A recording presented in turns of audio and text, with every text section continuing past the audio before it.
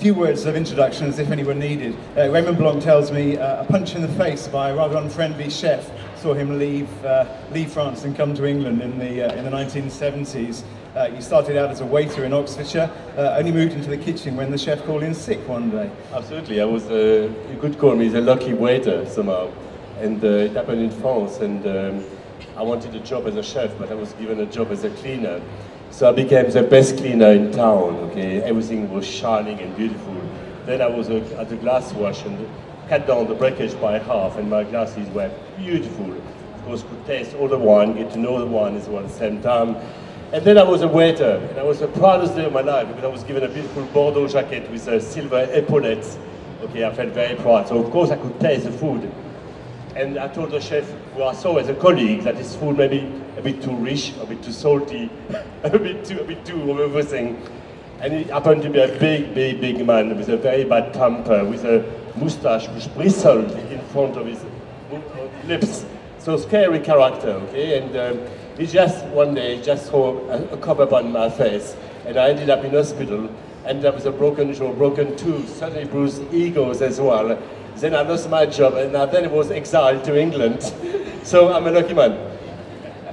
Hungry Frenchman and a lucky Frenchman. Yeah. Watch out for those chefs. You opened your first restaurant at the Quatre Saisons in Oxford in 1977. Won an Egon Rone Restaurant of the Year award within a year. And then, of course, 7 years later, you opened a Manoir Quatre Saisons, for which we all know you very well. Fulfilling a dream of opening a hotel and restaurant, combining beautiful surroundings with gastronomic excellence. You've had a Michelin star for 30 years, which is a fantastic achievement. But you're known as much for your culinary philosophy that's premised upon seasonal organic produce and sustainability. And of course your training, and the sorts of people that have been through your kitchens include Market Pierre White, John Burton Race and Michael Keynes. Great to have you here this morning. I'd like to start, Raymond, by asking, you've achieved so much in your career, of course, but what achievement are you most proud of? Maybe it's to be able, after 40 years in Great Britain, to smile, to laugh about myself. Not too much, but a little. To be able to be a good loser, which is very unreal for a Frenchman, because we don't know how to lose. Probably, but really to be serious, really, I don't know, it's to have been part of that incredible revolution about food. Now food is part of our consciousness in the consumers, in the chefs. The chefs are truly reconnecting with the true roots of gastronomy, and gastronomy is about your soul. It's about one's place, one's craft, one's history. And I think I've been lucky to come across some wonderful young British chefs, and to be able to nurture these young talents. I really feel very privileged to have been part of this fantastic adventure, which is our adventure. Okay, which is how Great Britain is a very different place, and that is really exciting. That's very interesting. We're talking about the adventure. What was British food like in your experience when you arrived? Well, I think we all know it. We're not going to rubbish it now. It's a bit too late, but it was frightening. Let's say you've got to remember in 1958, which is not too far, but around 1972, Raymond Blanc had created an association against cruelty against food. That was that bad, okay? And Raymond Blanc was the top guy of the good food guide. So I think food was pretty bad. I remember I came in England, I wanted to make sure that I tasted a British speciality, and I heard so much about the fish fingers, okay? And I, of course, ordered it. I took an English boat, especially right away from Calais to England. And I knew when the fish finger arrived that the world I was about to enter would be very different from the one I'd known before or left behind. And my fish finger arrived in about 10 seconds. How did I do it? Okay? And then it was reeking of malt vinegar, and I was coughing my lungs out. Of course, the waiter was completely plunked the plate in front of me. He had a grey jacket, grey eyes, grey everything, and mostly, I was absolutely amazed because the fish finger was, the fish was square. And I've never seen a square fish in my life. Because in my place, the fish looked like a fish, and suddenly that fish was square. So it was really, yes, quite something, yes, quite an experience. But what I loved about it, when as soon as I came out of the boat, all the girls, told me I entered really a lovely world. Where all the girls, hello love, Oh, I'm going to be very popular here.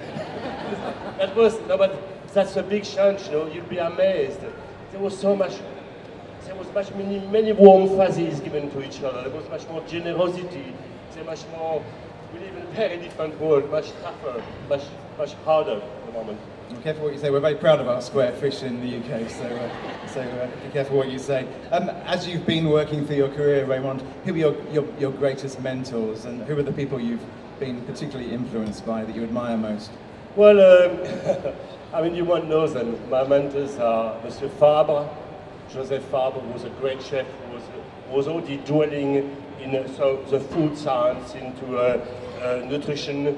I was very much Pomagne. Okay, he was the best writer. You must buy this little book called Cooking in 10 Minutes.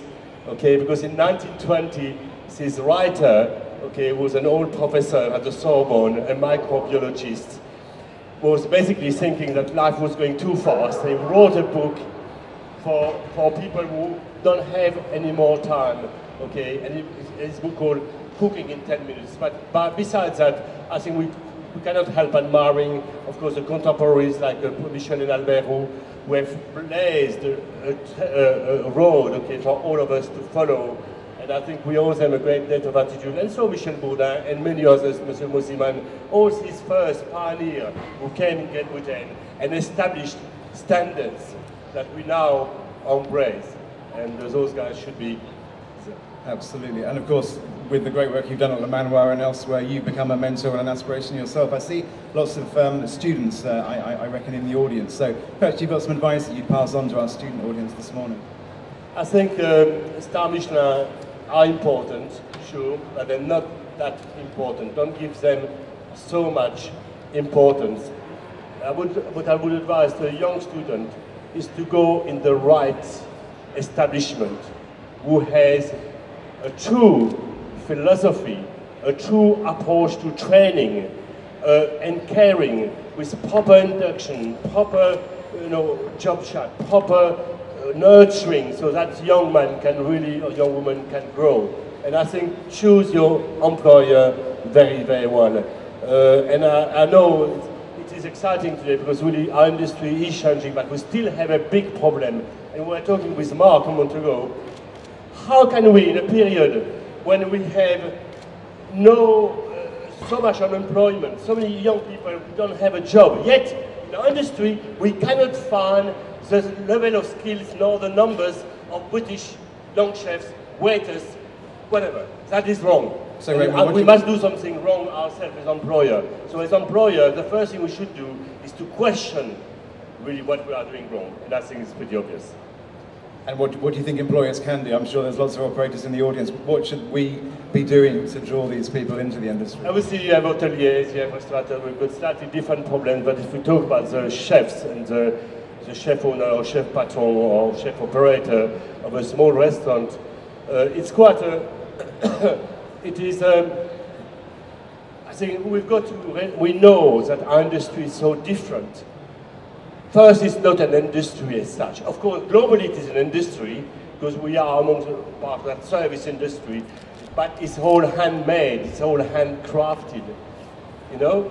It's all, so anything which is handcrafted, ask any baker, it will take at least 5 or 6 hours to make a piece of good bread. Imagine the time of one person for 6 hours to make bread, okay? So everything we do is handmade. And that, of course, has got to create a problem of its own, because if you were making the bread like a factory, it would be easier, and maybe we would work like in France, 35 hours a week. Good thing, bad thing? I don't think so. It's a good thing. But on the other hand, now we work too long, and maybe as employers we should look at reducing. Okay, and I'm just as guilty as anybody else. I'm working at the moment on a new menu with my chef Gary Jones, where I want to go right at the heart of food, remove all the unimportant things, okay, and get to the heart of the food too. And that byproduct will have better food, more consistency, more beauty, and also hopefully maybe gain 2 hours where the chef can have a rest.